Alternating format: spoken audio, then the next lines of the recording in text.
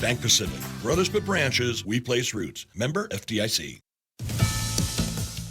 More Macy's stores are set to reopen today, but shoppers should expect some changes. Fox's Tanya J. Powers reports. 50 more Macy's stores are expected to open their doors again today, and it will be a different shopping experience for customers.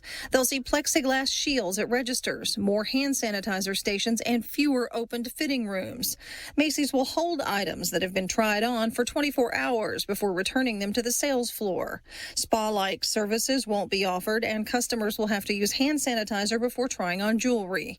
68 Macy's locations opened last week, while the remainder of the stores are expected to open by mid-June. In New York, Tanya J. Powers, Fox News. Meanwhile, the unemployment rate spiked to over 14% in April as approximately 20.5 million people lost their jobs due to the economic shutdown caused by the coronavirus. On Sunday morning's ABC's This Week, White House economic advisor Larry Kudlow said that there may be a glimmer of hope in the statistics. 80% of it was furloughs and temporary layoffs.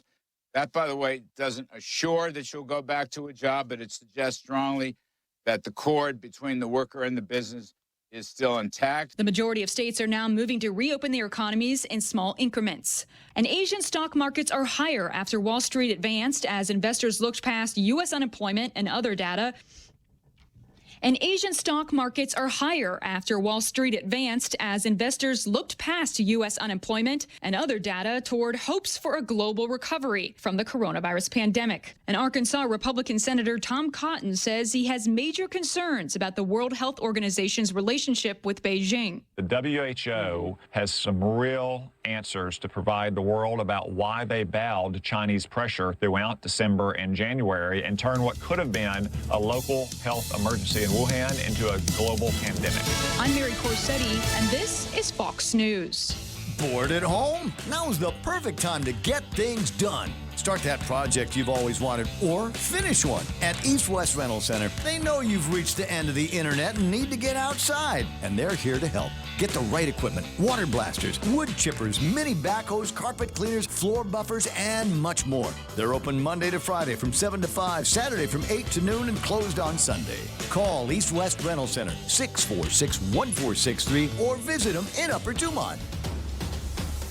Cocoa Coffee Company mugs are now here. Show pride for your island as you enjoy your delicious Circle K coffee. Each generously sized 16-ounce mug is etched with Guam-inspired images like Chief Gadao, Serena, Two Lovers, and many more.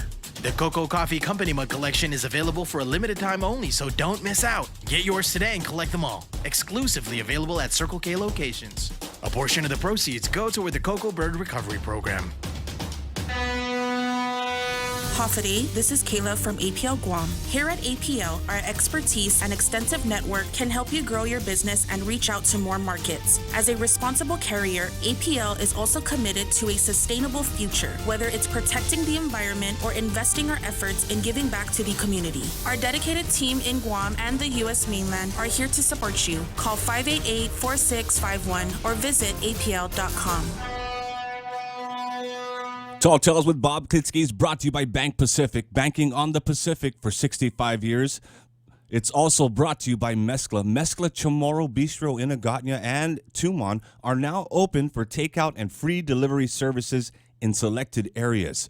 Terms and conditions apply. Call Mezcla Agatna at 479-2652 or 3 or Tumon at 969-2652. Get your Mezcla fix at the comfort of your own home. Welcome to Tall Tales with Bob Klitzkie, the only show on talk radio where common sense is a lot more common. Phone lines are now open at 888-TALK. That's 888-8255. And now, The Point proudly brings you Tall Tales with Senator Bob Klitzkie. A well-regulated militia being necessary to the security of a free state, the right of the people to keep and bear arms shall not be infringed. I can't say that enough, real Joe Cruz. No, you can't, sir. Yeah, we start the program every day with the Second Amendment, and we'll continue to start the program every day with the Second Amendment from now until, Yeah. Okay, so here we are, a brand new week of Tall Tales. Real Joe Cruz and I are really happy because we got 5 whole days of Tall Tales ahead of us. 5 whole days to interact with our international radio listening audience. 5 whole days to be the Westpac distributor of truth when it comes to the Constitution, the Bill of Rights, politics, religion, sociology, modesty. No, not that one, maybe, right? Yeah. Humility, right? Yeah. Okay, so the way I start Tall Tales here is with a feature known as Zemi Ikotni.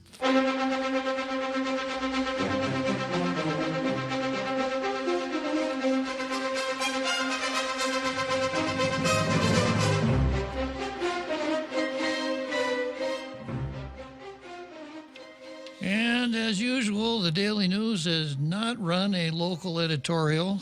Instead, I'll give them credit for one thing, though. They have picked a pretty good guest author to do an op-ed today, so I might forgive them this time. This is Grover Norquist, special to USA Today. And Grover's got some pretty good credentials with folks over here on the right side of things. Democrats want to take $80 billion from taxpayers to create a new Washington bureaucracy to shovel money to politicians who think they are qualified to run a broadband network. Funding, subsidizing, or otherwise creating a government competitor does not work. The last time politicians tried to sell this to Americans, they claimed state and municipal governments could build and run high-speed broadband profit-making centers. They tried and failed again and again. This massively subsidized efforts attracted corruption, often failed to deliver on promises, and were bailed out with even more taxpayer dollars.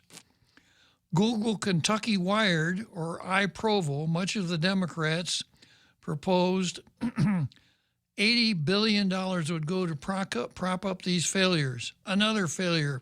Former President Barack Obama's regulators imposed, quote, net neutrality rules in 2015 that treated all internet providers as regulated utilities.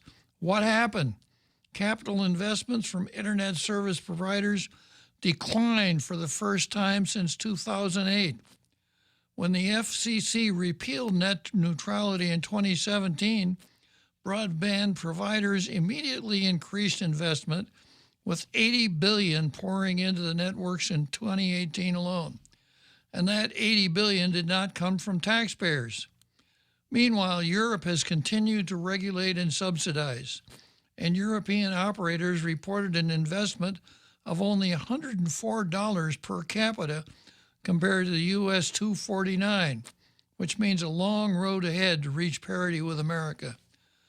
Wireline broadband connections are accessible to about 94% of Americans, and 80% can access gigabit speeds. 94% of Americans have a hardwire broadband connection, Real Joe Cruz. Is that right? Yeah. That's okay. That's amazing, isn't it? It is. Yeah. Everything's connected. Yeah. Okay, what about the 6% of Americans without fixed broadband? The Democrats are late to the game. Plenty of new high-speed competitors are lined up. The FCC, under Ajit Pai, has already approved satellite launches for next-generation satellite internet service and is on the cusp of approving on the TV white spaces order. Both will bring a slew of new private competitors that cover the entire USA. Want to bet on who will reach rural America first? The new satellite competitors or the plans of politicians? That's a pretty easy one. Okay, the Post, I guess the Post kind of took it easy over the weekend and put away all their hardballs, and they're going to lob us a Have you ever seen a kitten ball, Real Joe Cruz? No, sir, I don't think I have. You know what a hard ball is, how big it yes, is? You know how big a softball is, right? Yes, sir. A kitten ball is about 16 inches in circumference. It's as big as a pomelo. Okay. And today they're lobbing not a softball, but a kitten ball to us. After nearly 2 months of being cooped up at home because of Wuhan virus restrictions, many Guam residents showed up to shop yesterday. They lined up at stores and malls that had been closed and were finally opened. They lined up to pick up food for Mother's Day celebrations. Some didn't stay at least 6 feet apart. As required by the governor's social distancing rule, they were promptly arrested and taken to Manila, where they were put in cells which were separated by 6 feet. How's that horn work, Real Joe Cruz? Yeah. I just thought I'd add that in there to give the editorial a little spice. While a gradual return to normalcy, no. The word is not normalcy over there at the Daily Post. It's normality. This goes all the way back to Warren Harding, who wanted to return the country. He said after World War I want to return the country to normalcy. And every newspaper in the country said, buddy, you need to go back to grammar school because that is not a word. The word you're looking for is normality. But like so many things that get out of control like that, normalcy is now in rather common use. Next time the editor of one of the newspapers is in my presence, I will tell them that it's normality, not normalcy, and I'll see what they say.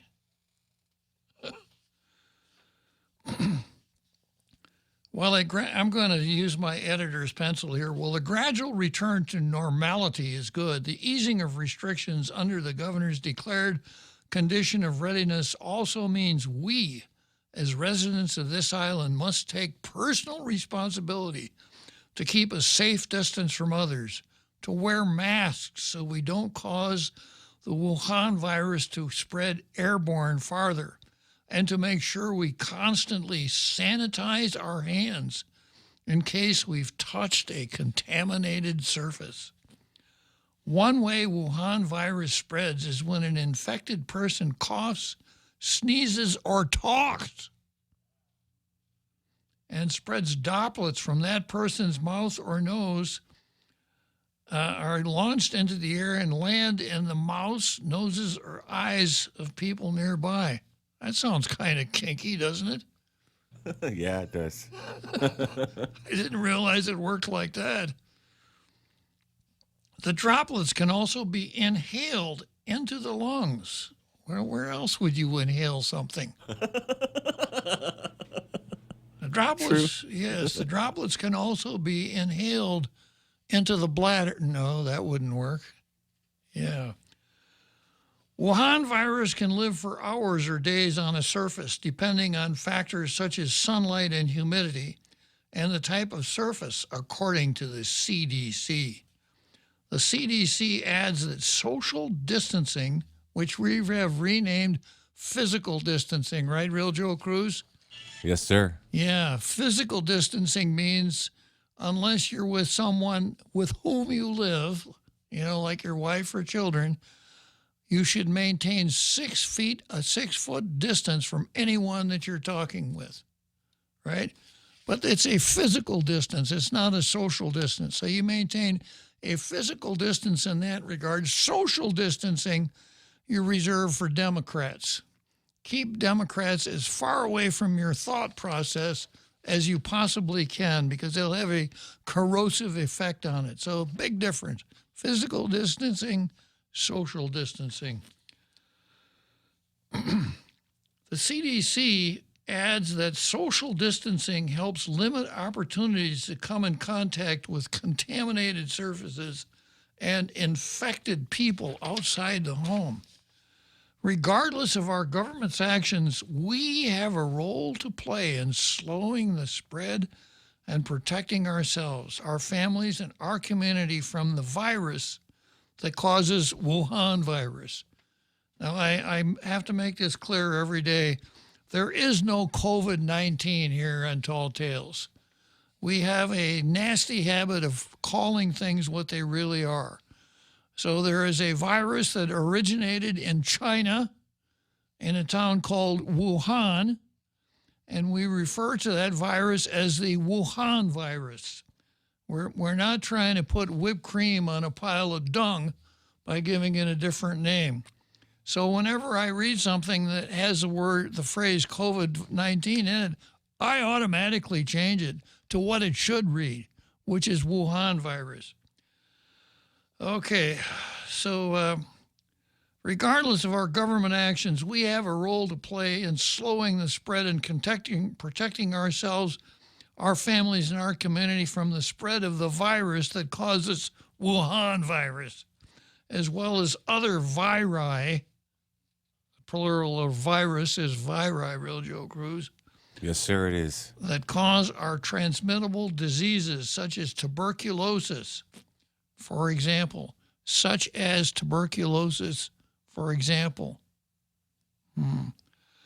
We aren't out of the woods yet. The governor's physicians advisory group has warned us of a possible second wave in September or October. And last week, several Wuhan virus cases on Guam involving patients who had been cleared from isolation retested positive. We don't know if we've run into silent carriers of the virus that causes Wuhan virus. Let's not let our guard down. Taking precautions will not kill us. Being irresponsible will threaten our lives and those of others. Well, okay, it is an editorial. It's not what we usually get from the Post. It's not edgy. It's not punchy. It's something that could be said in 2 sentences instead of a page and a half. So no blue stars today. Sorry, folks. Tomorrow is another day. So from there, we go to the card. And this is what I have on the card today. I've got some new items that are pretty brief and easily disposed of. I've got Troy versus Janela. I have Jonathan Turley versus the Wuhan virus. You'll need your Law and Order notebooks for that one, folks. I have Muslim students versus a professor in Arizona. And the description of this, I have Muslim students versus a professor in Arizona, and it's all about Islam being a religion of peace.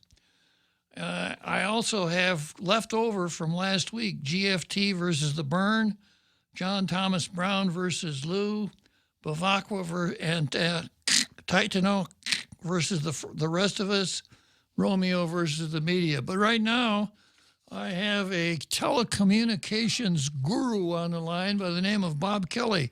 Good afternoon, Bob. Good afternoon. I just wanted to real quick correct something. I think I heard you say that TB was caused by a virus. I did not.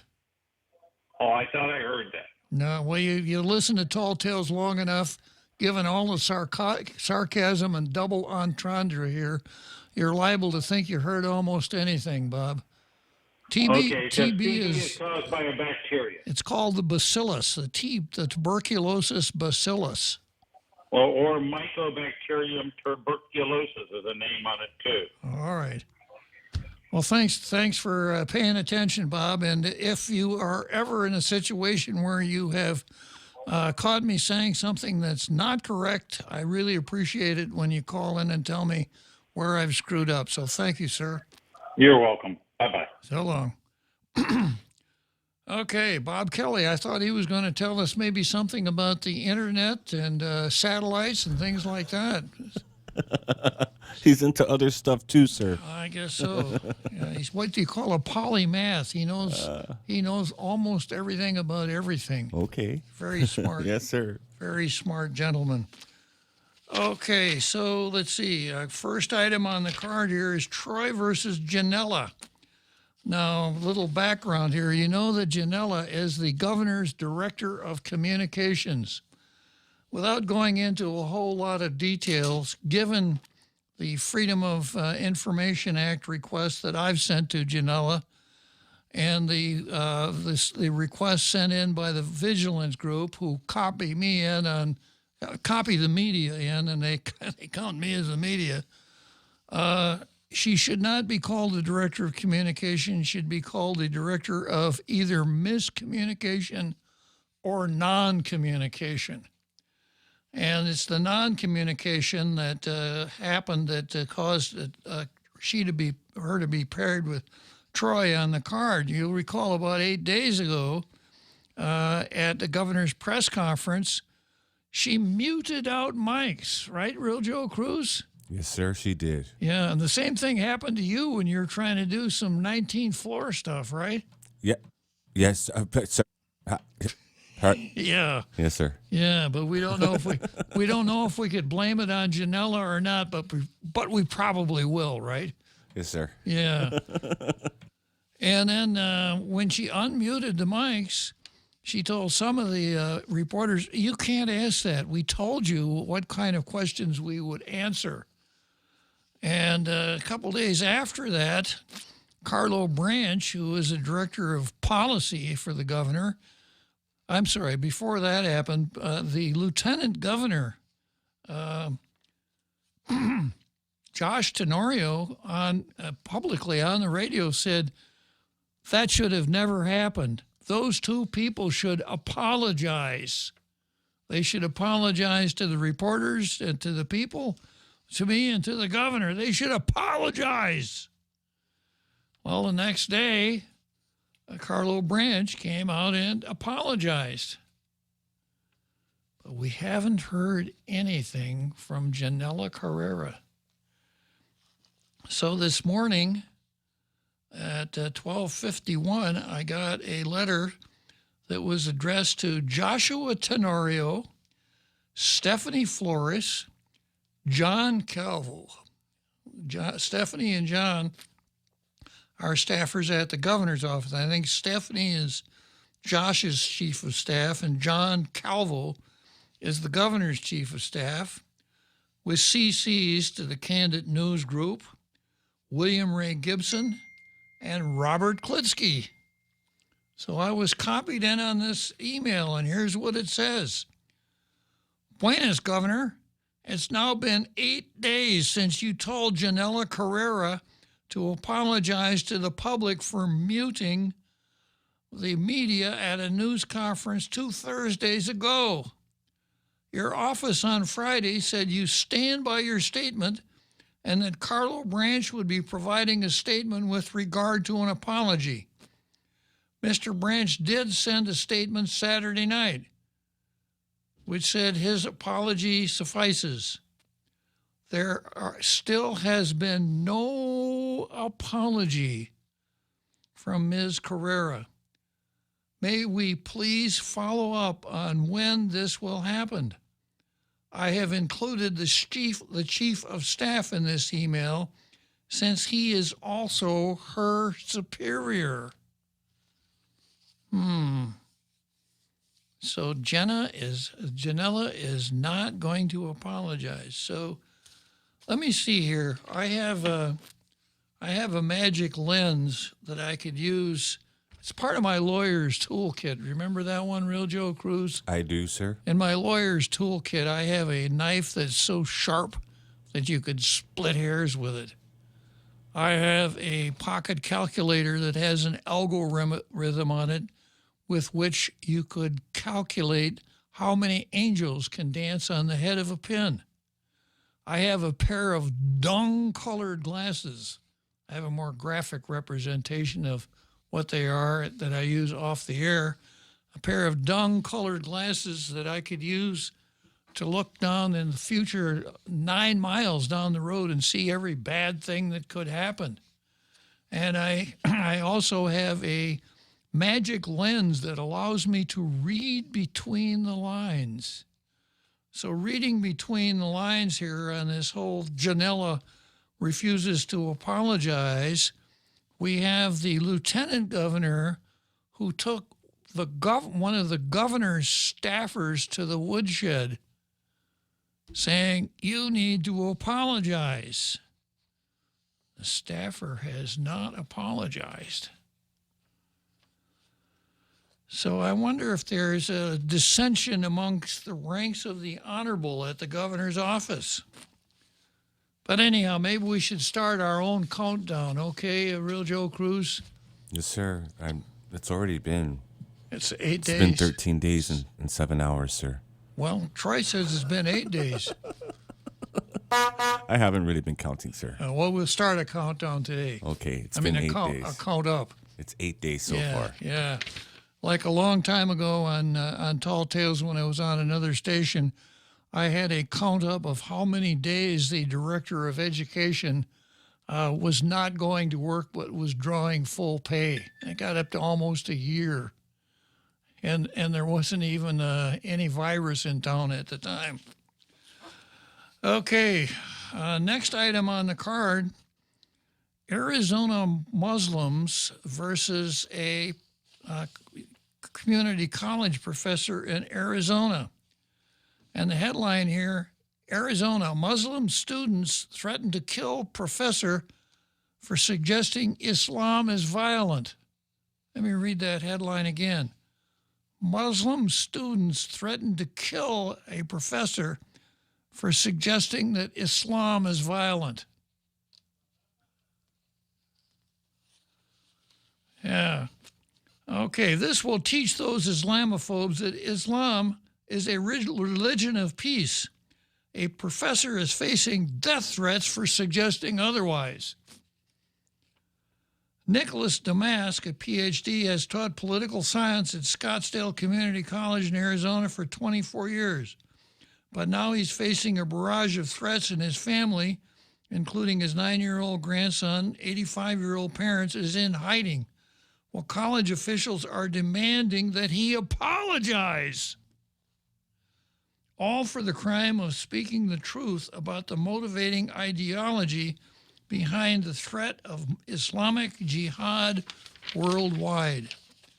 Damask, who has an MA in International Relations from American University, and a PhD in Political Science from University of Cincinnati, says he is, quote, to my knowledge, the only tenured political science faculty currently teaching in Arizona to write a doctoral dissertation on terrorism.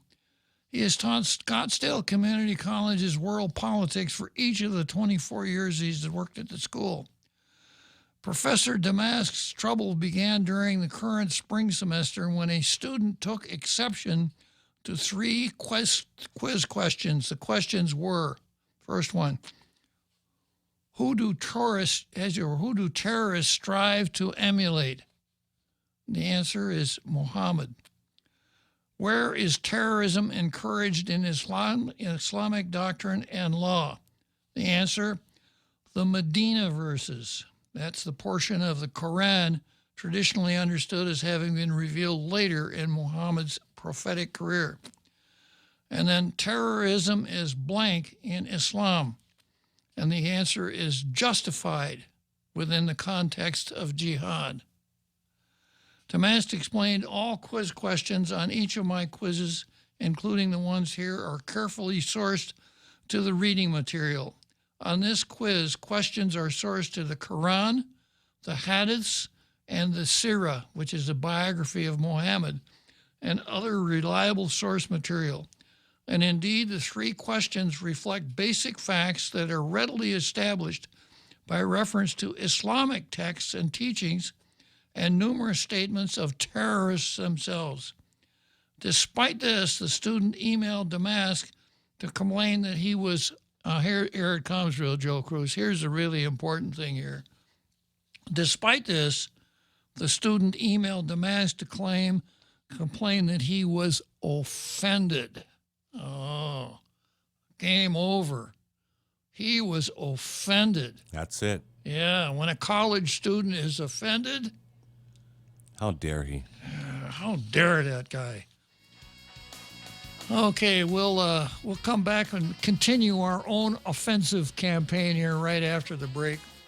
The Extra Point with Jerry Roberts of Guam Training. Hi, I'm Jerry Roberts, and every day on The Ray Gibson Show, I get to comment on the incredibly diverse, fun, challenging, sometimes frustrating, often exciting, but always interesting world of work. I hope you'll be there with us. You can find daily transcripts of The Extra Point at guamtraining.com. Tune in every weekday morning at 7:20 for The Extra Point with Jerry Roberts, brought to you by Guahan Insurance Services and First Hawaiian Bank on 93.3 The Point. Mezcla Chamorro Fusion Bistro in Hagåtña and Tumon are now open for takeout and free delivery services in selected locations. For more information, call 479-2652 or 3 or 969-2652. Open Monday through Saturday from 11 a.m. to 2 p.m. and from 5 p.m. to 8 p.m. Mezcla Chamorro Fusion Bistro brings you island hospitality with the true taste of modern Chamorro cuisine at the comforts of your own home. They take your favorite local dishes and serve them with extra flair you will only find at Mezcla, a true taste of Guam.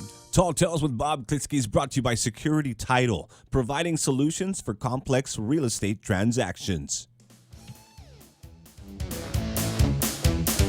Now, more Tall Tales with Bob Klitzkie. Spitting truth like watermelon seeds at a summer picnic. Call now, 888-TALK, 888-8255.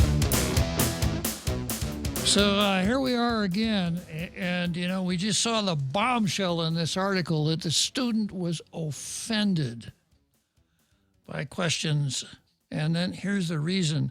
Despite this, the student emailed Damask to complain that he was, quote, offended by these questions as they were in, quote, in distaste of Islam. Ooh. Damask recounted, until this point, notably, the student had expressed no reservations about the course material, and indeed, he said he enjoyed the course. Damask sent 2 lengthy emails to the student responding to his complaints, but to no avail. A social media campaign began against Damask on the college's Instagram account. Damask notes an unrelated school post about a school contest was hijacked, with reporters of the student posting angry, threatening, inflammatory, and derogatory messages about the quiz, the school, and myself. At this point, college officials should have defended Professor Damask and the principle of free inquiry, but that would require a sane academic environment, something you don't see very much of anymore. Scottsdale Community College officials stepped in to assert on a new Instagram post that the student was correct and that Damask was wrong, with no due process and actually no complaint even being filed, and that he would receive full credit for all quiz questions related to Islam and terrorism. I'm surprised the word academic freedom doesn't come up here anywhere, or First Amendment.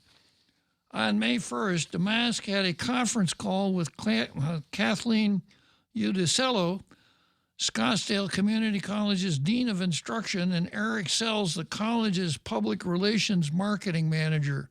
Damask recalls, I was not offered to write any part of the school's response, and there was no discussion of academic freedom or whether the college was even supportive of me to teach about Islamic terrorism. The very first point I made with them on the call, and virtually the only input I had, is that I insisted that the college's release was to have no mention of any actions to be required to be taken by me personally. I was very clear about that. Well, maybe that's what Janella said. If you're going to talk about what I did on that news conference, you cannot make any mention of what you want me to do. Predictably, Udicello and Sells ignored that. They issued an apology to the student and to the Islamic community and stated on the college's Instagram page that Damask would be required to apologize to the student for the quiz questions, as the questions were inappropriate and inaccurate and would be permanently removed from Damask's exams. Damask also had 3 phone calls with Udicello, who gave him a bracing introduction in today's academic funhouse world, where if someone is offended by the truth, it's the truth that has to be deep set. We can't have this. What is this truth stuff? We can't have this truth around here. That boy was offended. What part of offended do you not understand, Mr. Damask?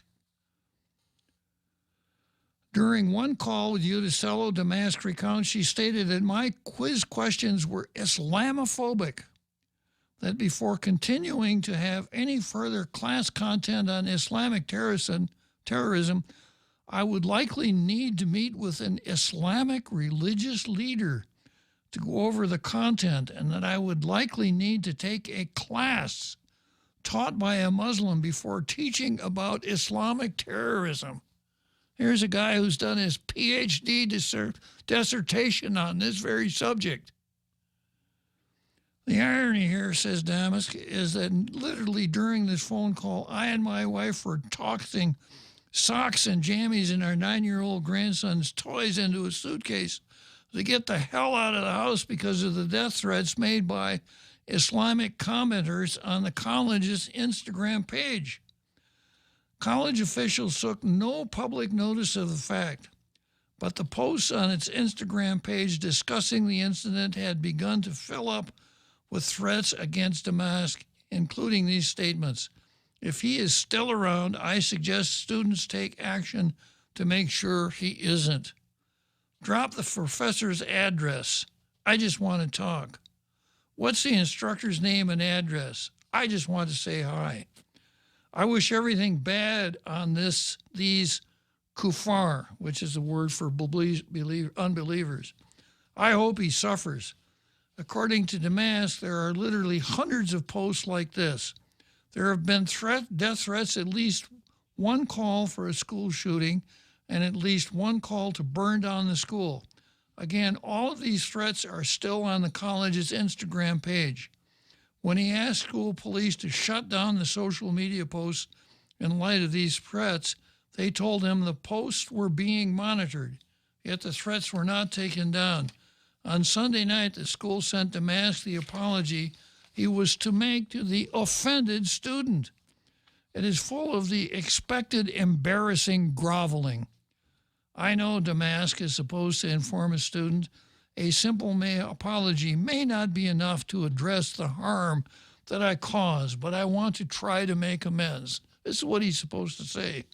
He promises the student, I will be reviewing all my material to ensure there's no additional insensitivities. It goes without saying, says Damask, that I will not apologize for anything, that it is perfectly appropriate to discuss Islam, Muhammad, the Quran, the Hadith, and any other matter related to Islamic terrorism. Incidentally, there has been no official complaint, no due process for me, just a mad scramble by the school to appease Islam. Do you suppose if he doesn't apologize, they'll cut off one of his hands, Real Joe Cruz? Only it's the right thing to do, sir. Yeah, I think so. That's part of Sharia. You know that if you're a thief, they'll cut off your hand. That's what they do. It should be done. Yeah. So be it, sir. Damask's introduction to the new leftist academic world in which identity trumps truth has been bitter. The college, he says, has displayed an appalling lack of respect toward my rights.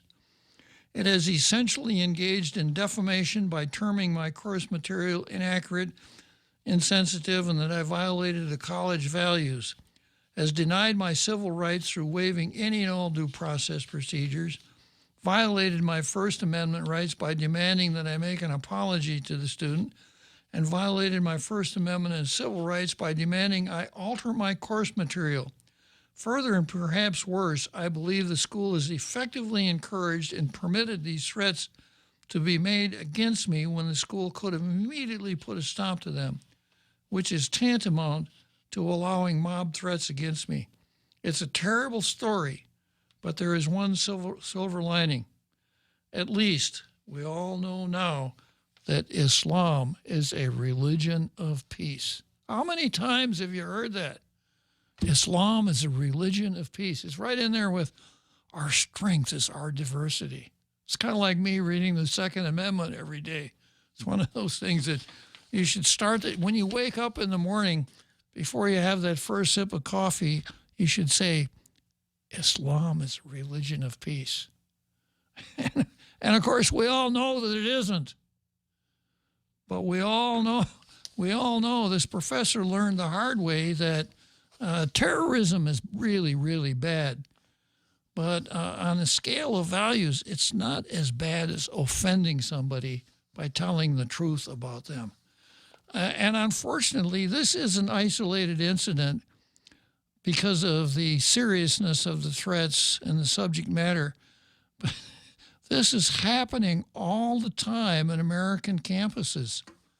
There was a case of a professor at Marquette that I'll look up if I can remember and bring it in tomorrow, who was fired. Well, I'll see if I can bring it in tomorrow. The intolerance that we find on American college campuses is not only shocking, but it's dangerous. That's supposed to be where people go to think, to sharpen their thought processes, not have their thought processes pounded out of them. Okay. And that's one of the reasons that, I'm not going to be talking about any COVID-19. It's the Wuhan virus. And I'm going to make fun of anybody who uses the word they for the third person singular, because it all comes from the same place. This devotion to political correctness and absolute contradistinction to the truth and to facts. So, when I refer to the real Joe Cruz, who's about 8 feet away from me through 2 panes of glass, as I'm making fun of you out there in case you didn't know, all you politically correct characters. Of course, I know that probably I'm talking to myself here because I don't think anybody who's part of our international radio listening audience is that silly. Okay, next item here is Turley versus Wuhan, and you got to get out your Law and Order notebooks for this one, because we've got a new Latin phrase that we're going to deal with a little bit. Volenti non fit injurious. Volenti non fit injuria. And the title of this, and this is Jonathan Turley, who is my favorite legal columnist. I've talked about him a lot on the program. I've mentioned that he was out here for the district court conference a few years ago. I had a chance to shake and howdy with him. He's a bright guy. While he was here, he did a lot of boonie stomping. He went up to the Badlands up on top of the hills down south, did a lot of boonie stomping, really liked the island.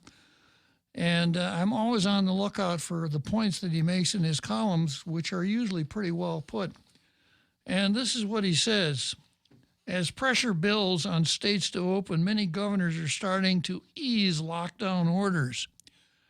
That decision is not purely a public health matter, but a public policy matter with interlaced issues of law, finance, and medicine. Congress and states must decide how legally to restart an economy in a world saturated by the Wuhan virus, with expensive recovery measures and a federal debt projected at more than $30 trillion. $30 trillion. Just to add a little perspective to that, You know, the national debt was always in the millions. And up until at a period of time and during the Reagan administration of all times, we finally pushed through the $1 trillion barrier. And I was not alone when I thought, my goodness, $1 trillion national debt. That's impossible. And here we are talking about $30 trillion. $30 trillion by summer, we face a real possibility of a lost generation due to crippling debt and chronic unemployment. So this means businesses and institutions will need to operate in a way that is sustainable instead of just symbolic. And I have an example of this just symbolic thing. I see the governor on television with her mask on as she's talking during these news conferences. Who is she going to infect? It's kind of like my joke about coughing into the microphone. If you see that I'm coughing into the microphone, stay away from the speaker on your phone or your iPad. You know, the governor parading around in that mask when she's on TV just makes it a little harder to understand what she's saying. But symbolically, it looks great. Hey, look, even the governor's even wearing her mask on TV.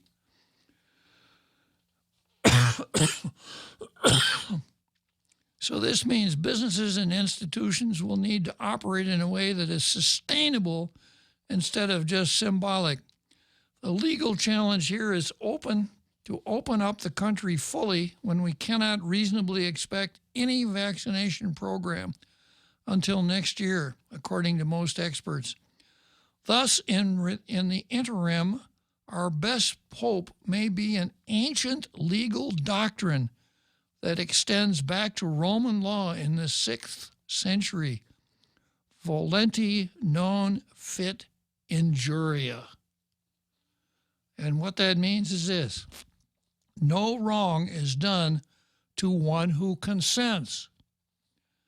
And it became the solid foundation for what we know today as the doctrine of assumption of risk. The doctrine encapsulates the concept of personal responsibility and choice. Thus, any economic opening precisely requires not liability, but choice. Okay, we got a short break coming up here, heading towards the big halftime show. Everyone has a busy schedule these days, and sometimes we forget to schedule our routine dental checkup and cleaning. Don't neglect your dental health. Schedule one today with Dr. Robert Yang and his Smile Team, conveniently located at the East West Business Center on Marine Drive, Upper Tumon. Call us today at 647-8702 or 3. Again, that's 647-8702 or 647-8703. We make smiles happen. GRMC's cardiology department treats most complex heart problems. In our catheterization lab, cardiologists use imaging equipment to treat clogged arteries that can cause heart attacks or heart failure. We perform balloon angioplasty, stenting, and other life-saving cardiac procedures. If you suffer from a heart condition, have your provider refer you to GRMC's cardiology clinic at 645-5500. GRMC, where patients are partners. Tall Tales with Bob Klitzkie is brought to you by Horizon Properties. Call them at 646-7616 or 777-7792. You can also visit them at horizonpropertiesguam.com.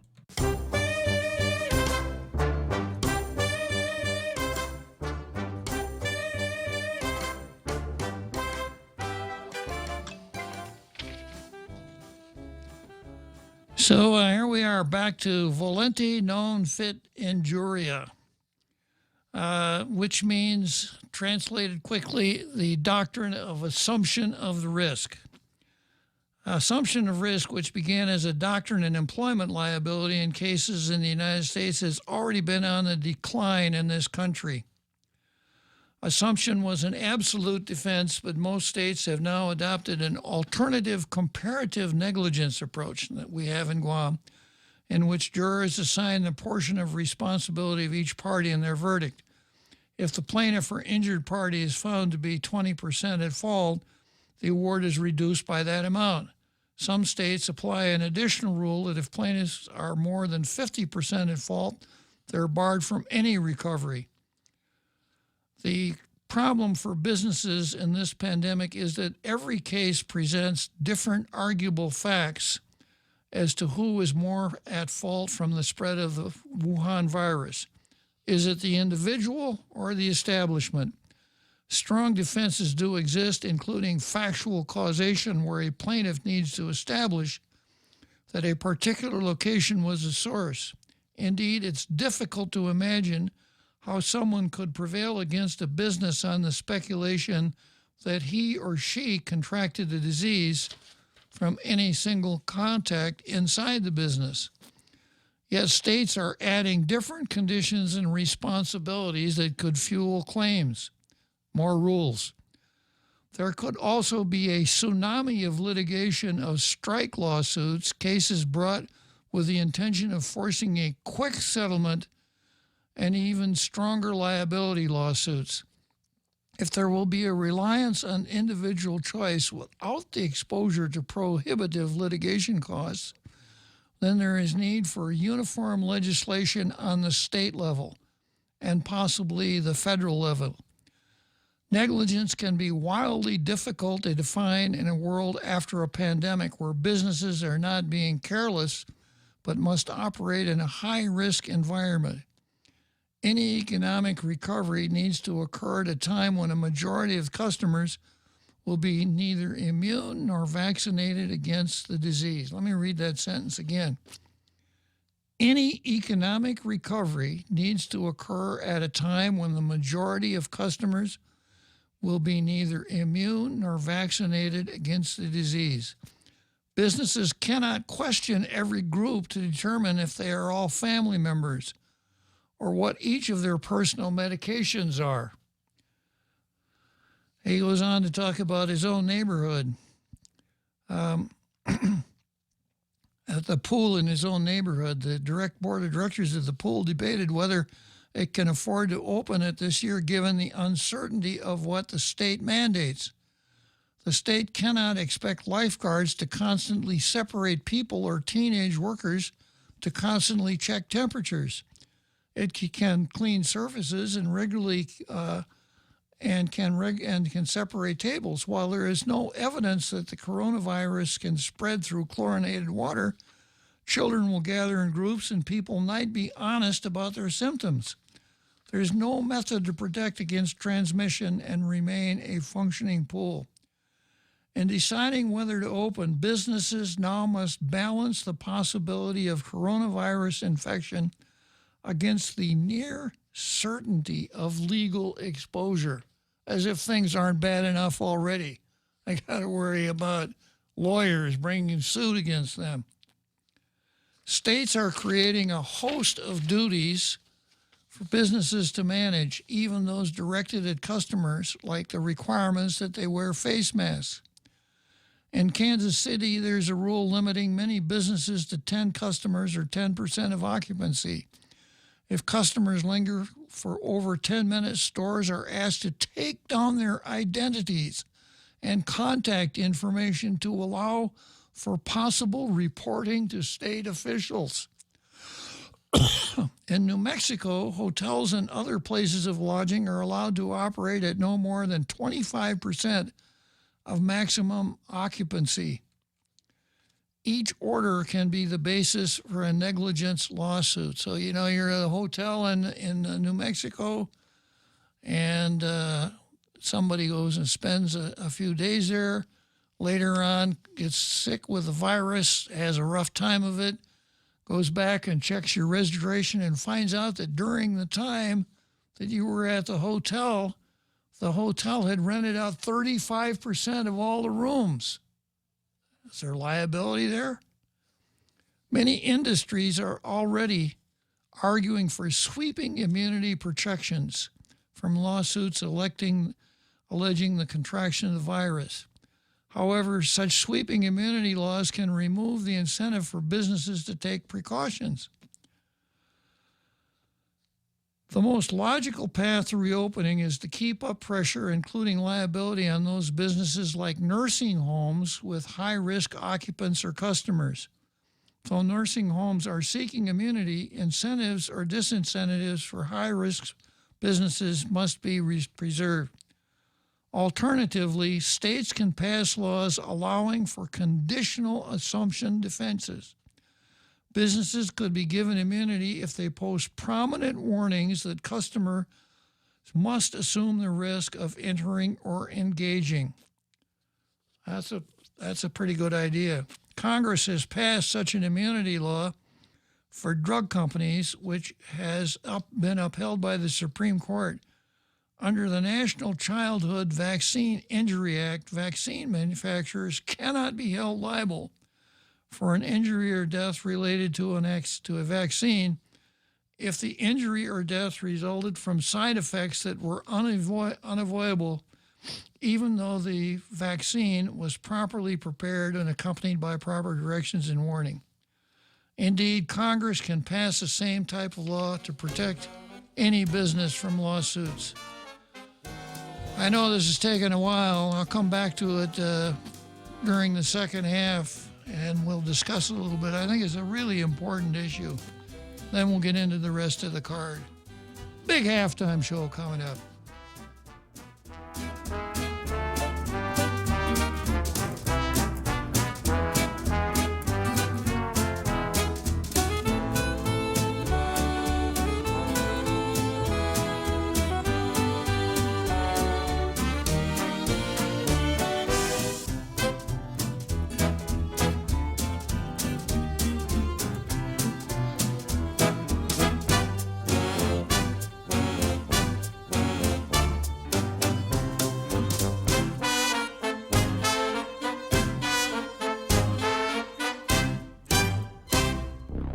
The Point is KUSG, Hagåtña, Guam, 93.3 FM and 104.3 HD3. Horizon Properties.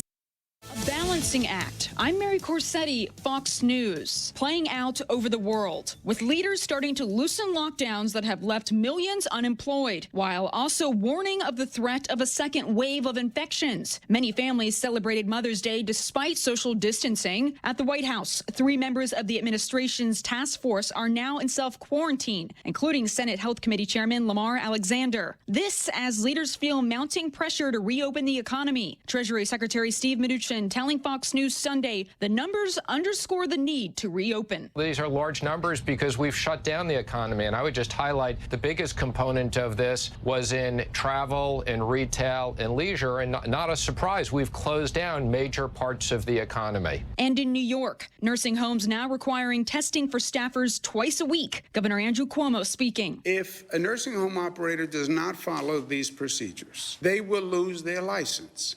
Well, that's harsh. No.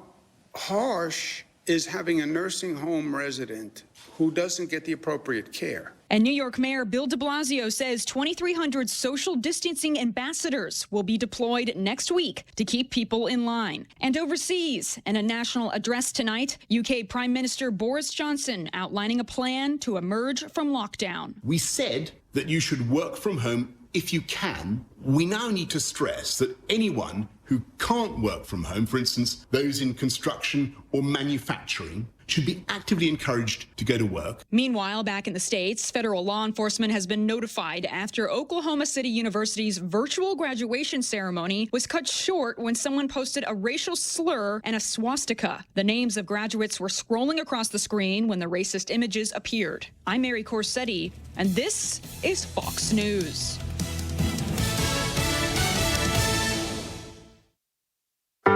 Can empathize with individual property owners during this trying time. The last thing you should worry about is collecting rent or sending a repairman to your property. With their web-hosted property management system, Horizon can reach out to tenants, vendors, and owners alike and maintain the current prohibition requirements. Let Horizon Properties take care of it all. Help flatten the curve by remaining safe at home. Call 646-7616 or 777-7792 or visit horizonpropertiesguam.com. Horizon Properties, always there for you. Mezcla Chamorro Fusion Bistro in Hagåtña and Tumon are now open for takeout and free delivery services in selected locations. For more information, call 479-2652 or 3 or 969-2652. Open Monday through Saturday from 11 a.m. to 2 p.m. and from 5 p.m. to 8 p.m. Mezcla Chamorro Fusion Bistro brings you island hospitality with the true taste of modern Chamorro cuisine at the comforts of your own home. They take your favorite local dishes and serve them with extra flair you will only find at Mezcla, a true taste of Guam.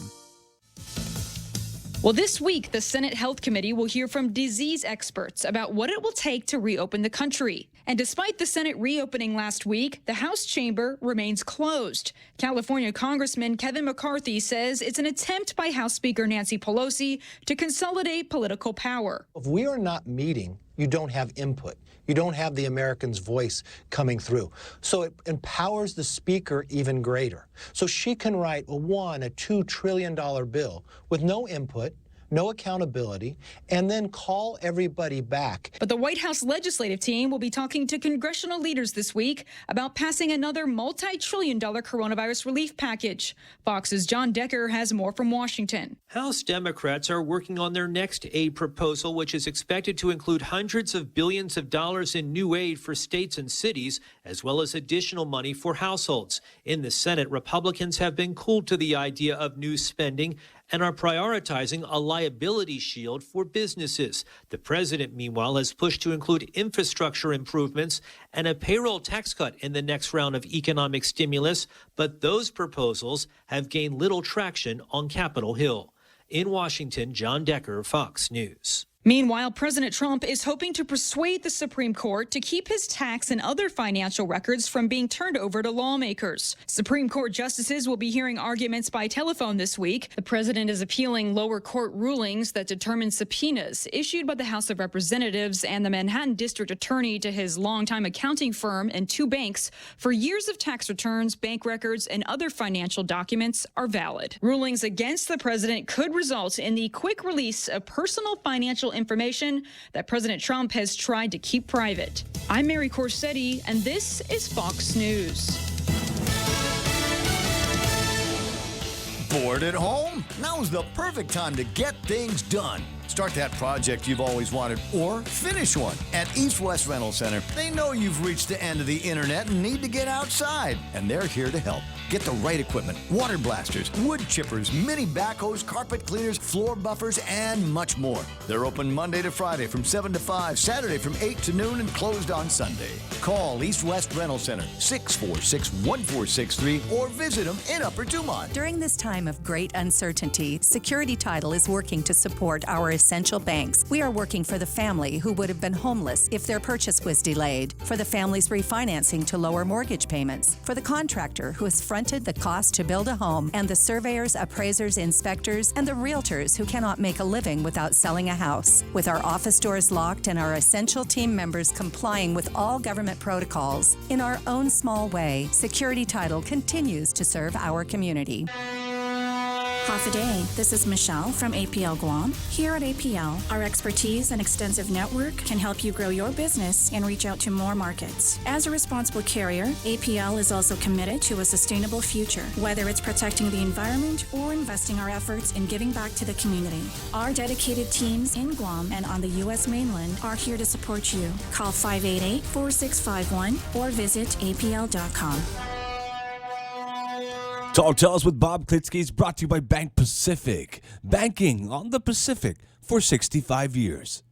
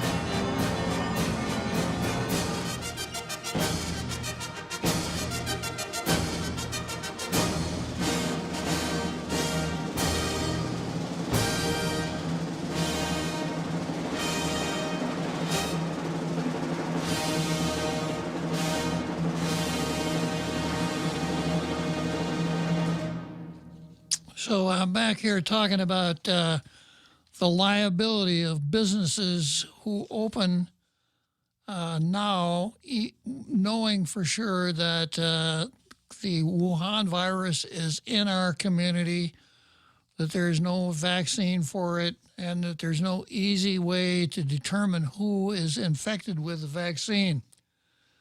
And I've got a really good article here by Jonathan Turley, who talks in terms of the doctrine of assumption of the risk, the fancy Latin phrase, volenti non fit injuria, assumption of the risk. And Turley goes on to say that many states allow hotel pools to be protected from lawsuits over drowning if the posted warnings indicated that there are no lifeguards present.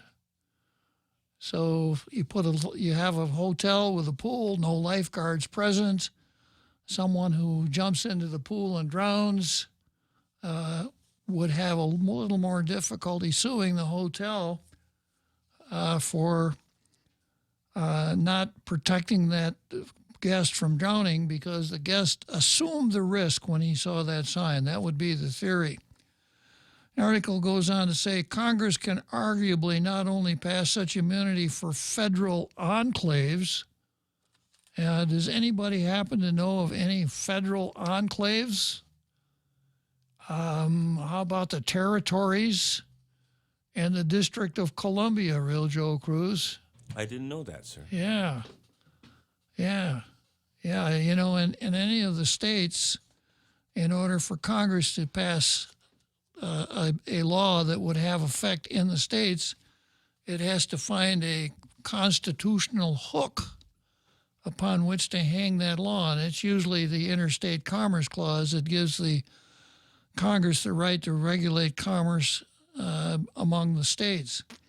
Not necessary for the territories. Therefore, the U.S. government, the national government, can enact statutes that are directly applicable to the territories without worrying about niceties like Article 1, Section 8 of the Constitution.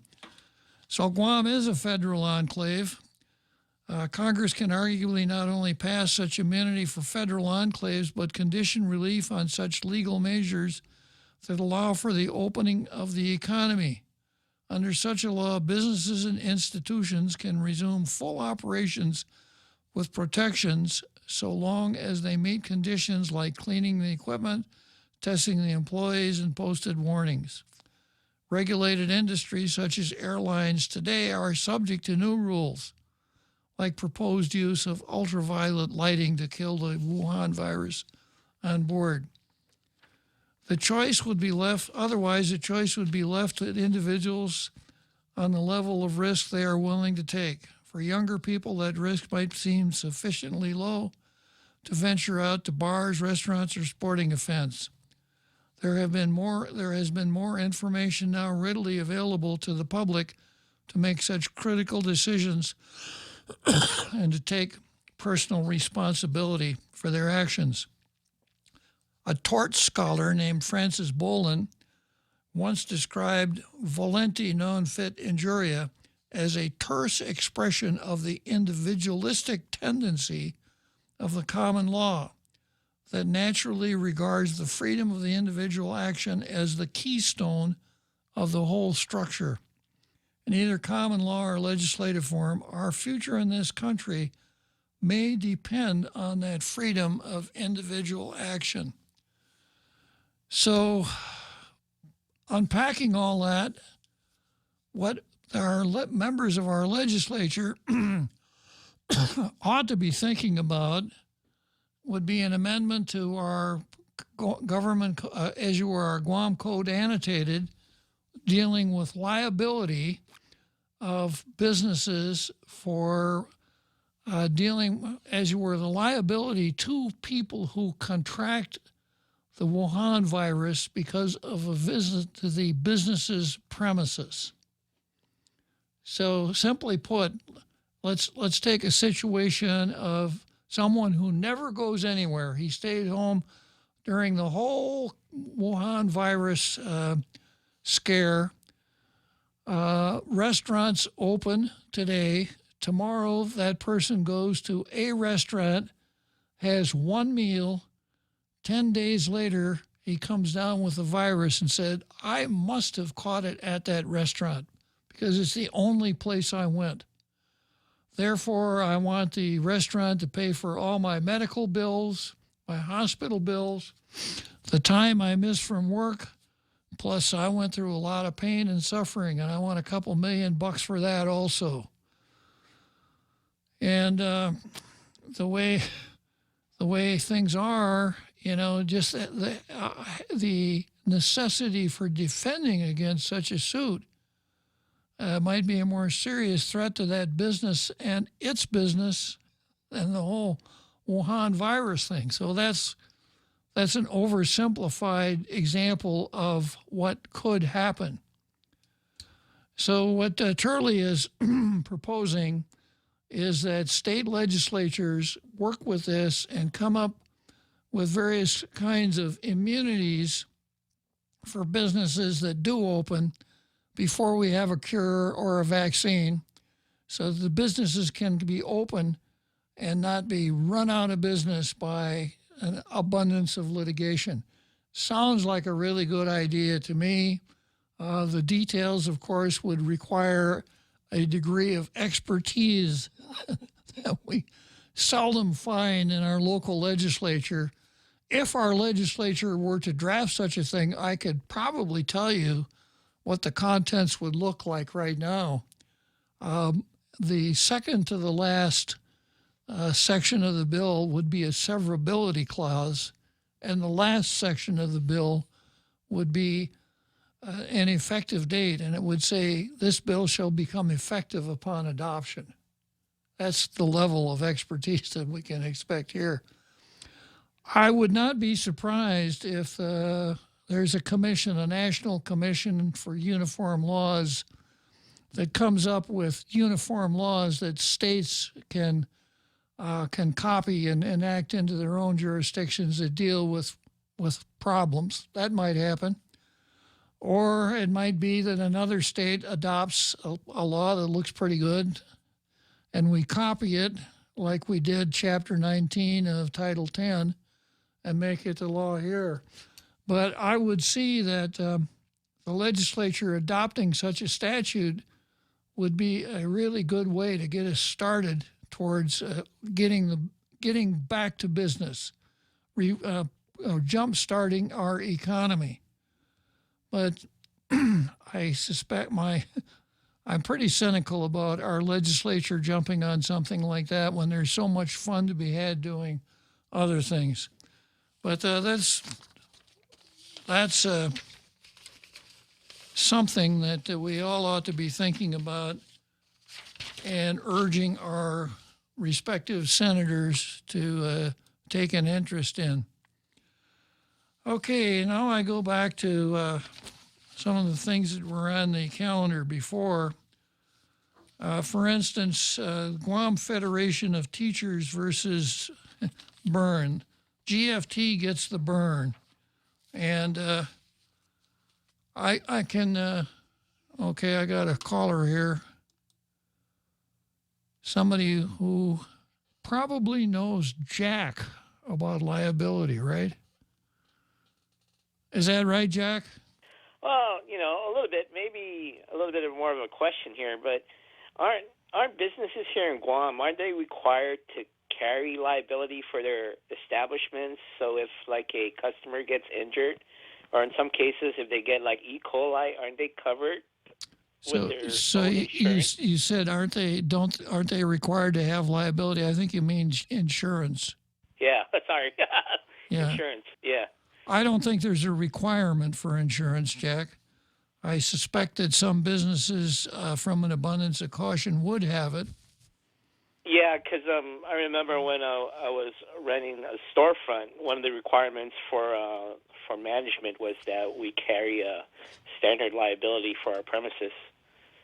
And, when I was looking into it, I said, well, how about if somebody gets sick in the food? I mean, they covered like for someone that got injured or something like that.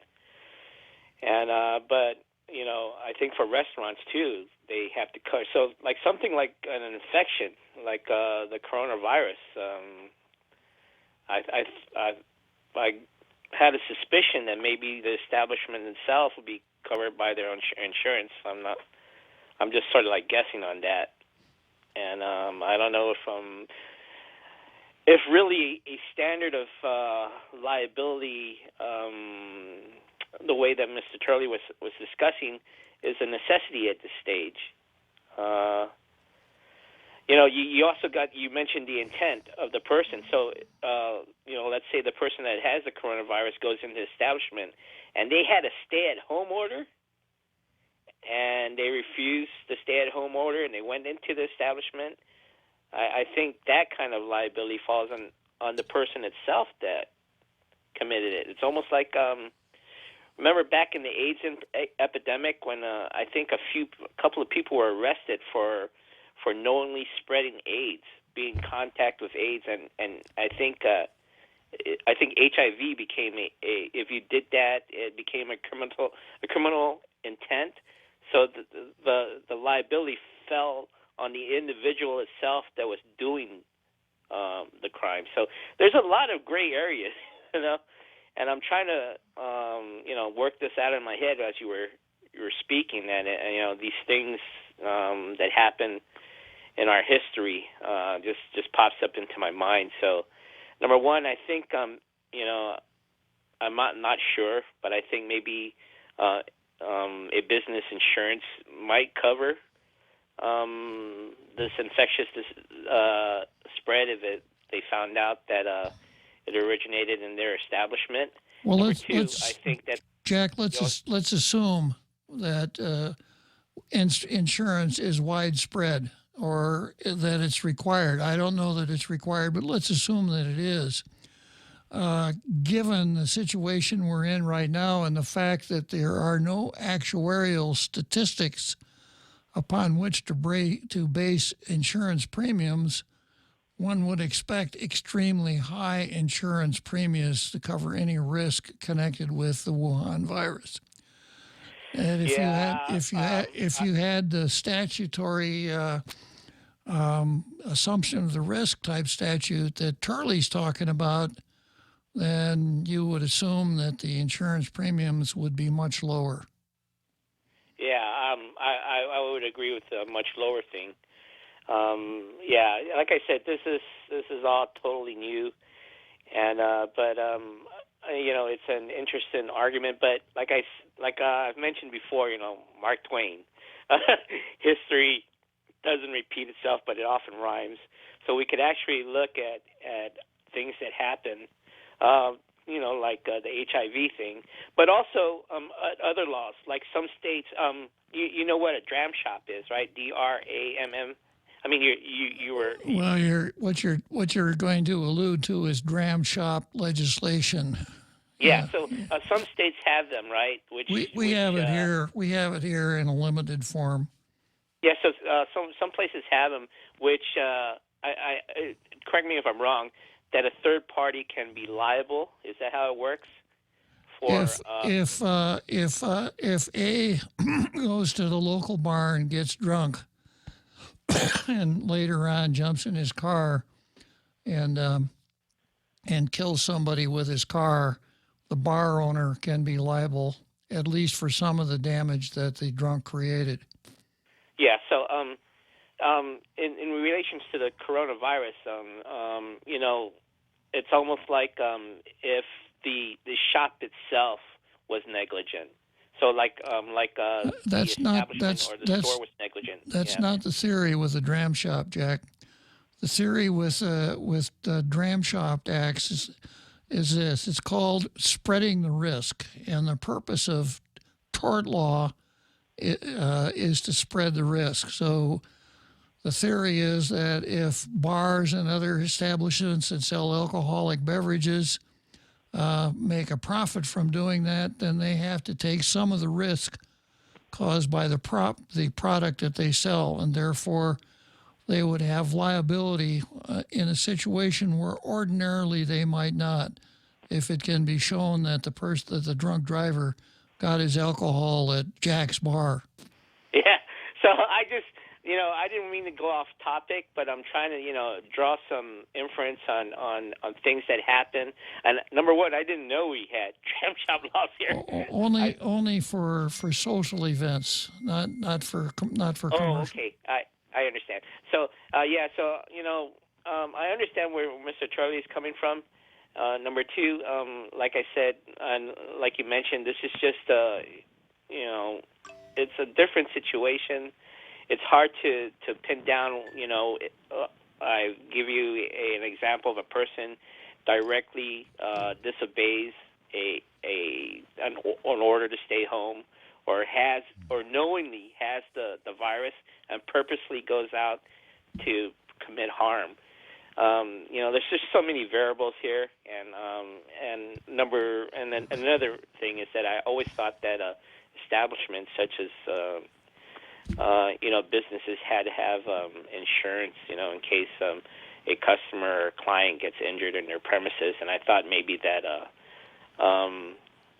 that insurance would cover something such as the situation of the coronavirus. The Wuhan virus. But I'm always learning stuff on your show. Okay, Jack. Thanks. Okay, have a great day, Bob. Thanks for calling. So, GFT versus the burn. And I guess it's fair to say that GFT has got the burn. We've been through this quite a bit, and I've been through a chapter and verse. There's a lot to it, but it starts with a personnel rule that I have in front of me here that says it's Rule 88.406. Natural disasters and other emergency conditions. Excused absence with pay and without charge to leave shall be granted to employees when natural disasters or other emergency conditions create unsafe working conditions. B, excused absence for natural disaster or emergency conditions may be granted only when there has been an official proclamation, etc. C, when the governor declares a state of emergency, the appointing authority shall determine whether affected facilities or portions thereof which are located in the area covered by the executive order are to be closed. 1, except for those employees determined by the appointing authority to be necessary for providing essential services, employees shall be released from duty with pay without charge to leave for the period the facility is closed. 2, those employees required to remain on duty to provide essential services shall be paid at double the regular rate or granted compensatory leave, etc.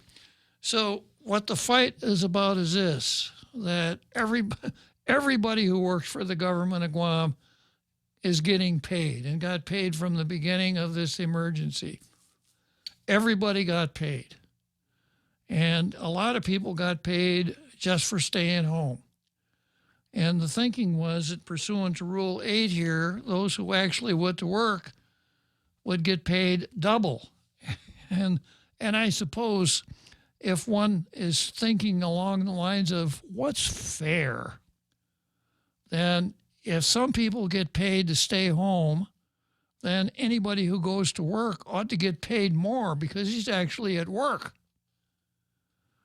And therefore the double pay. So everyone who was working and not staying home was laboring under the misapprehension that they were going to get double pay for the time from the beginning of the emergency up until now.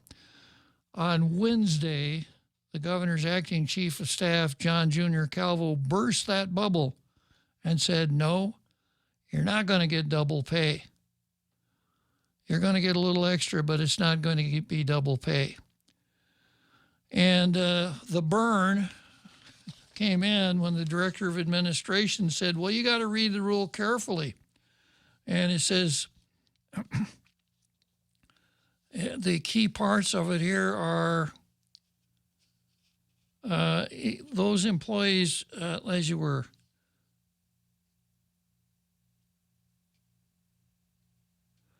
when the governor declares a state of emergency, the appointing authority shall determine whether affected facilities or portions thereof are to be closed. Burns said nothing was closed.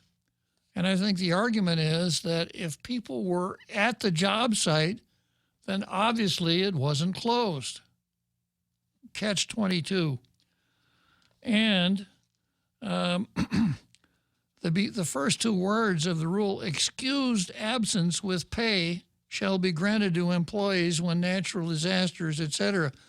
Well, it's mandatory language, excused absence with pay, shall be granted to employees, but Burns' position is no one was on excused absence, that everyone was on a work status. And my easy way of explaining it is this, that from the beginning of the emergency or shortly thereafter, all GovGuam employees were on work status.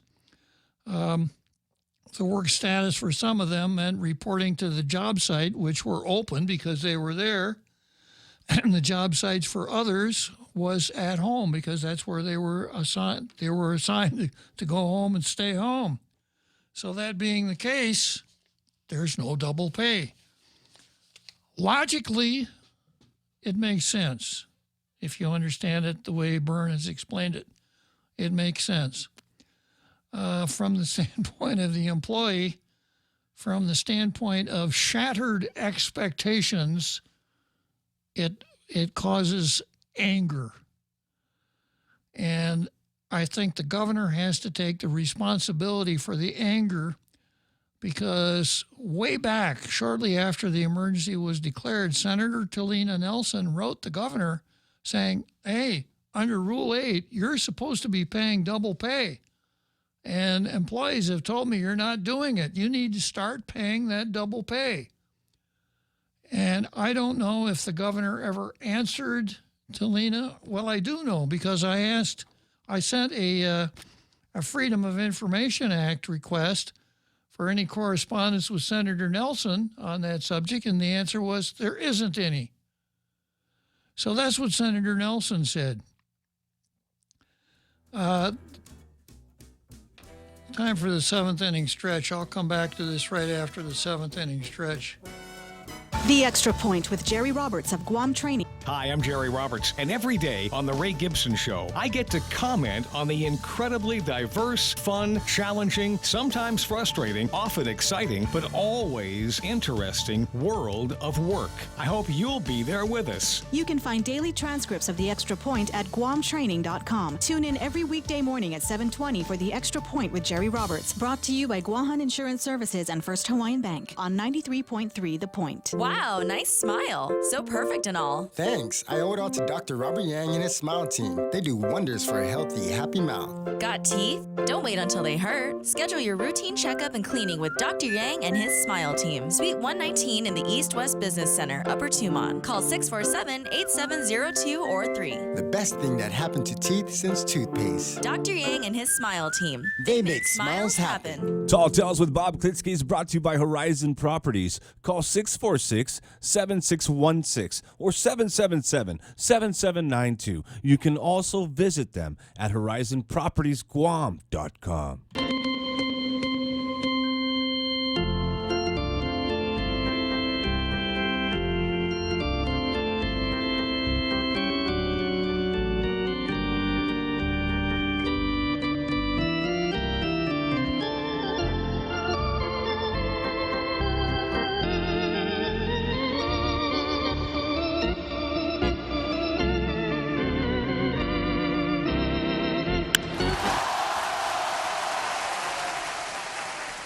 Seventh inning stretch.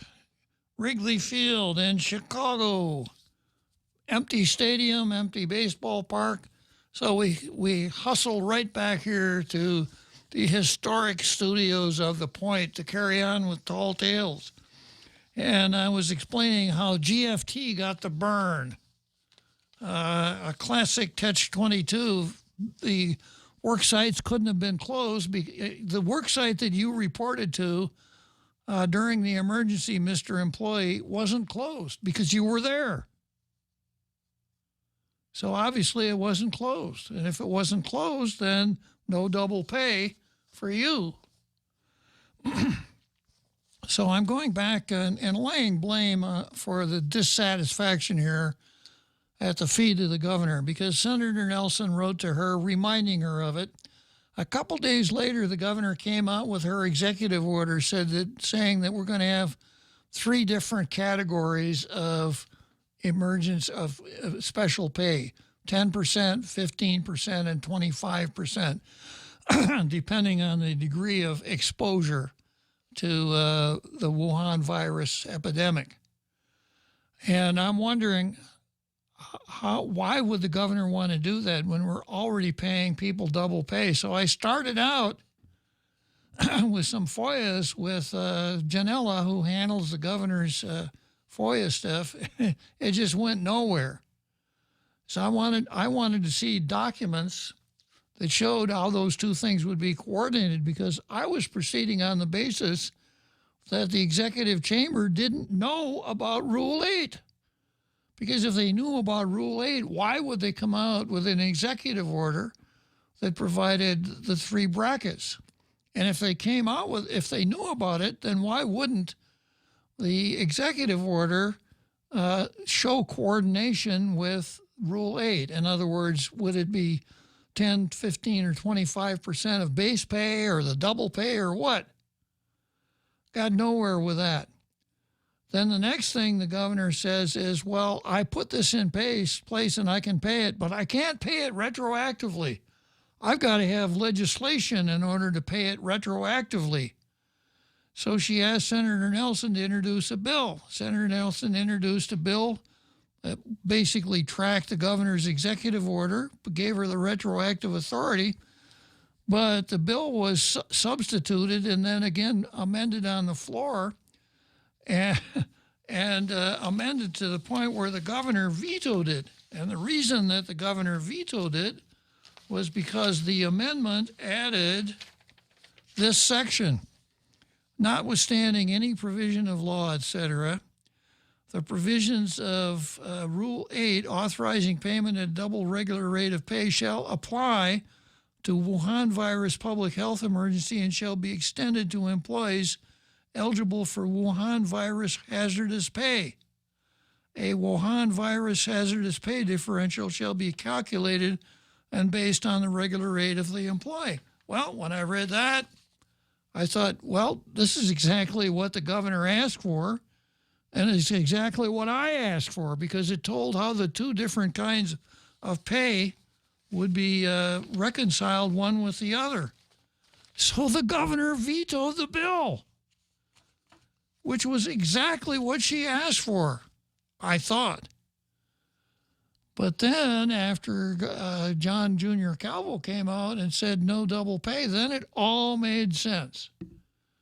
And this is what made sense. At the time the governor came forward with that first executive order, they had already cooked up their catch-22 argument as to why they weren't going to pay the double pay. They knew that way back then. So if the governor had a director of communications who was who would put together a communications strategy, the strategy would have been this. The governor would have said something like, today I'm going to sign an executive order that provides 3 different kinds of Wuhan virus pay, explains that, and she says, and I'm notifying all of those people who are, I'm notifying all employees that the provisions of Rule 8 won't apply because we've determined that, and then lay out the explanation. If she had done that, there would have been a lot of grumbling, but the grumbling would have been about a month ago.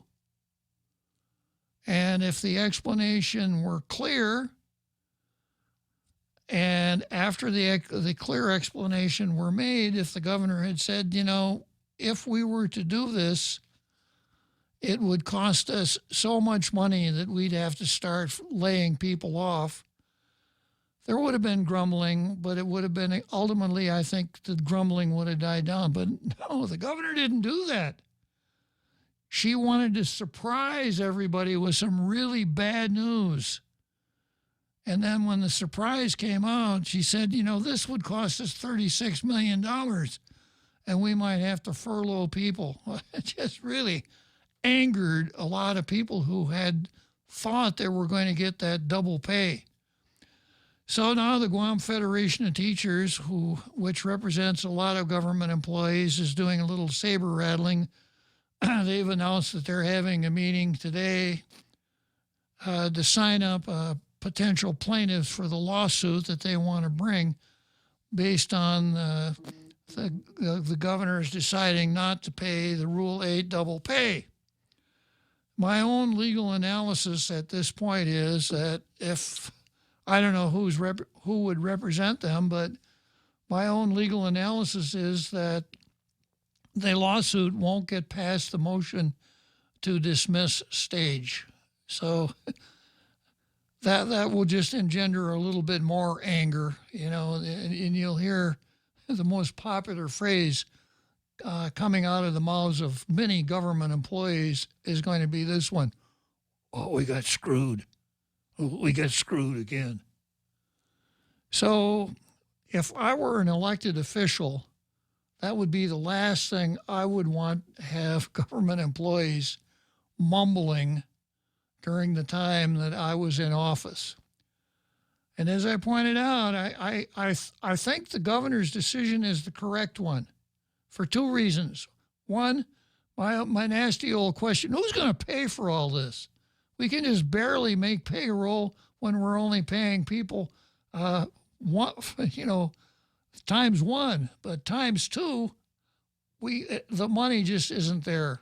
And then second, it doesn't make a whole lot of sense to me, and I'm not alone in this, to say that people get paid to stay home and do nothing, but if you really have to go to work, then you got to be paid double. It's not a good situation. And when the heat of this virus dies down, I think it's going to be time to go back and take a hard look at Rule 8, which hadn't been a problem up until now because our emergencies dealt with typhoons. So that actually government offices, because of damage, couldn't be opened. And the emergency lasted, 2 weeks at the most. But here we are, 6 weeks into this thing now? And the governor's talking about taking it all the way through the end of June? It just is not a workable situation. But the real failure here is one of my favorite scenes from the movie Cool Hand Luke. You remember the warden of the prison camp played by Strother Martin?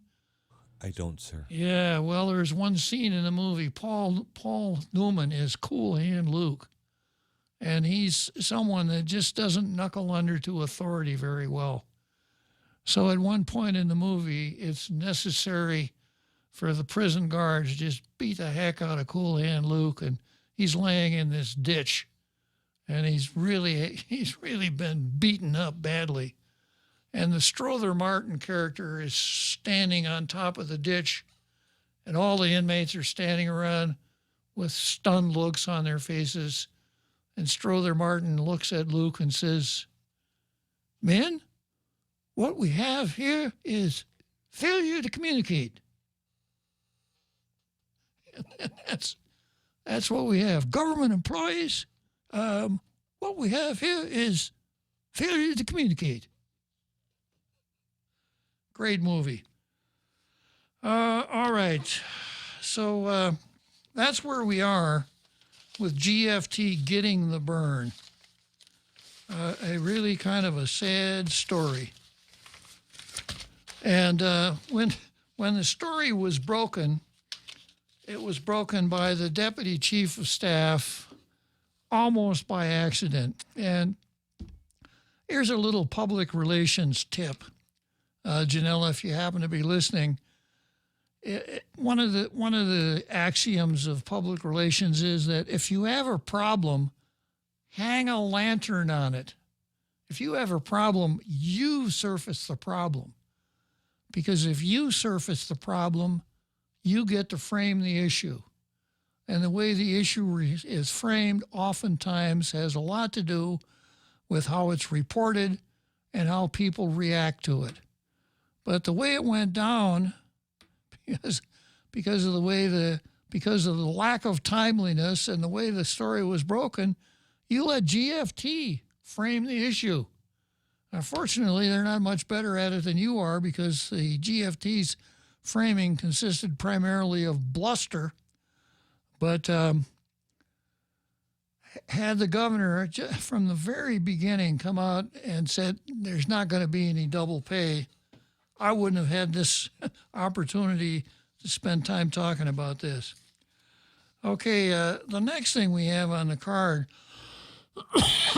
goes back to the historic 19th floor. A guy named John Thomas Brown wrote a really good article for the Post. John Thomas Brown is Guam's guru on procurement law, and he really laid it out as to what he saw had happened and what didn't happen. I've got some highlights here. Brown's article is pretty long, but let's start out. Now, Lou presents herself as though Chapter 19 of Title 10 give her the ability to amend everything, including the Constitution. We saw how Linda DeNorsi amended the First Amendment by telling what was the name of that council at the church? I can't remember, but anyhow, a council from the Catholic Church wrote and said, hey, we want to do all these things, all of these Wuhan virus prevention things, and so we can do our services. And Linda wrote back and said, we will not approve your holding sacramental services.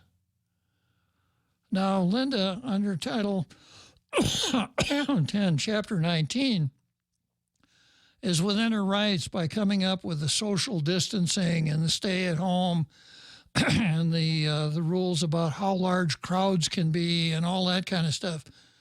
She does not have the ability to tell religious folks, churches, etc., that they can't have sacramental services.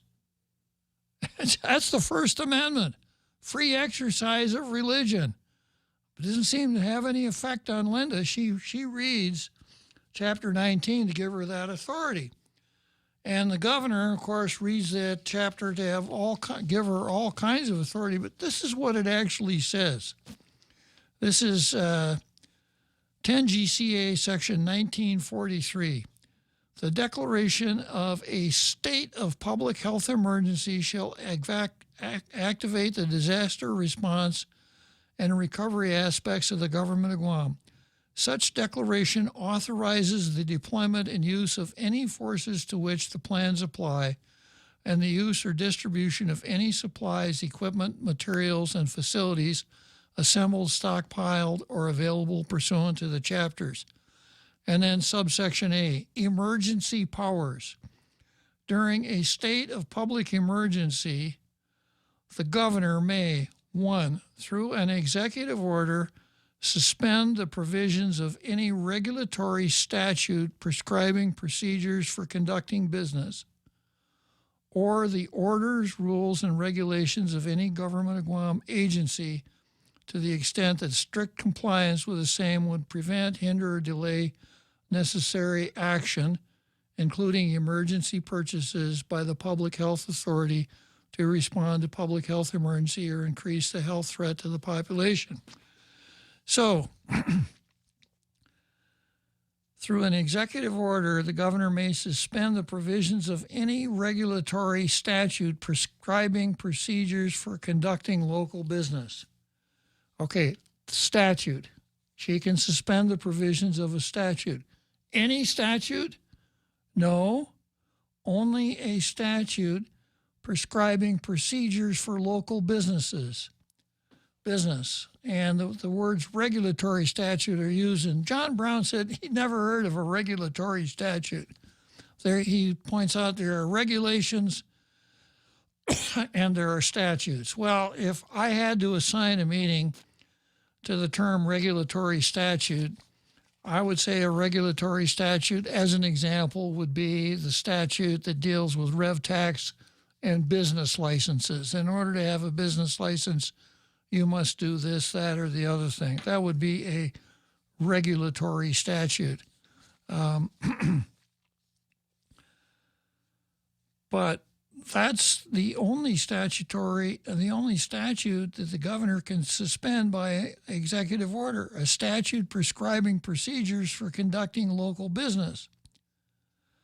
She can also suspend orders, rules, and regulations of any government Guam agency. So orders, rules, and regulations, any order, any rule, any regulation, but only a very limited category of statute. So she doesn't have carte blanche authority to suspend the operation of any statute. I would hold that she does not have the statutory authority to gut the open government law, which is exactly what she did, because the open government law is not a procedure for conducting local business. And I submit that a lot of the other stuff that she did falls within the same category. Now, when we look at the procurement law at 5 GCA, there are Guam procurement regulations. Section 5130 says that an organization called the Policy Office can promulgate procurement regulations in accordance with the administrative adjudication law. You go to the compiler's website, the GARR, there are no regulations for procurement there, suggesting to me that there aren't any. But then you look at some of the other sections. Sole source procurement. A contract may be awarded for a supply, service, or construction item without competition when under regulations promulgated by the Policy Office, Chief Procurement Officer, the Director of Public Works, or the head of a purchasing agency, or designee of either above, determines in writing that there is only one source for the required supply, service, or construction. Well, I haven't seen anything in writing that there's a determination that there's only one source for those quarantine hotels. And that's what Section 5214 says.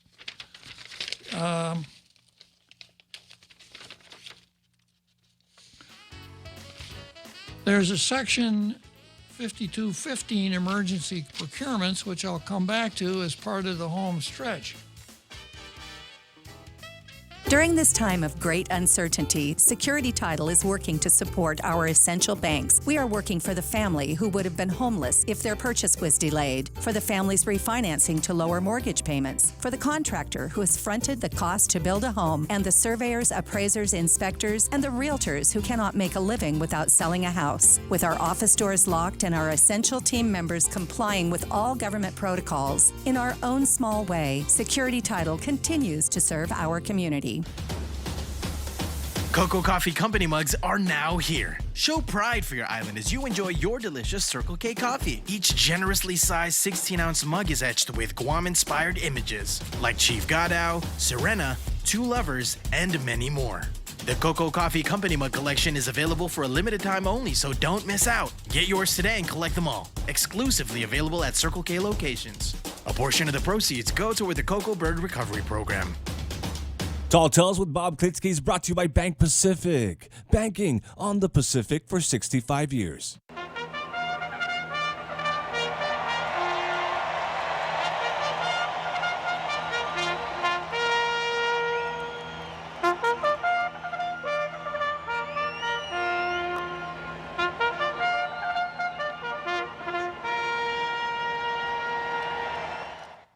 So here we are, home stretch, Churchill Downs, Louisville, Kentucky. And I got to take my hat off to Don Ed Kalani. Don has stumped me. He's come up with a question that I cannot answer.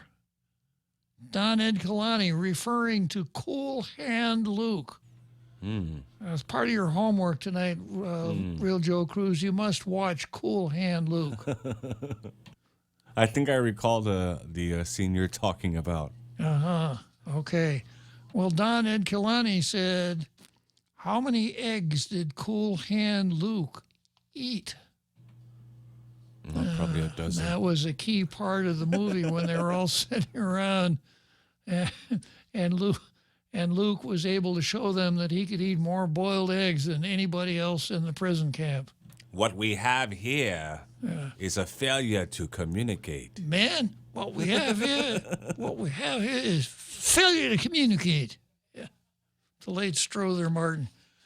So I don't know, Don. You got me on that one. How many eggs did Cool Hand Luke eat? That's a darn good question. I'll have to. I'm going to have to look that up tonight for sure. I feel as though I'm just completely out of touch with everything important if I can't answer that question. Okay, so there's supposed to be regulations promulgated by the policy office for emergency procurement. And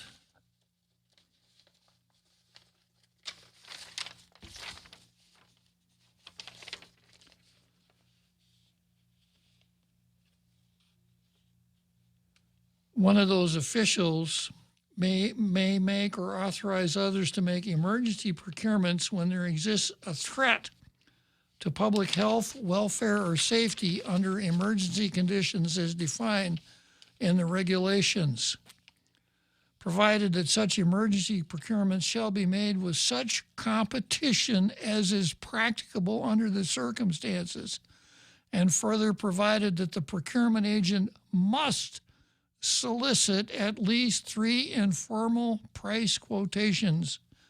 If time allows, must give notice to all contractors from the qualified bid list. So we know from the news that the person that did this was not a procurement official, was the governor's son-in-law, Hai Nguyen. And he was supposed to have in writing that there was only one source. Now, that would have been one source 3 times for each of the 3 hotels. And he was supposed to have solicited at least 3 informal price quotations for each of those hotels. And we know that that didn't happen because the governor said, well, you know, he got together with Mary Rhodes. I looked through the law pretty with a fine-tooth comb here. I didn't see any reference to Mary Rhodes in here as a substitute for the 3 price quotations.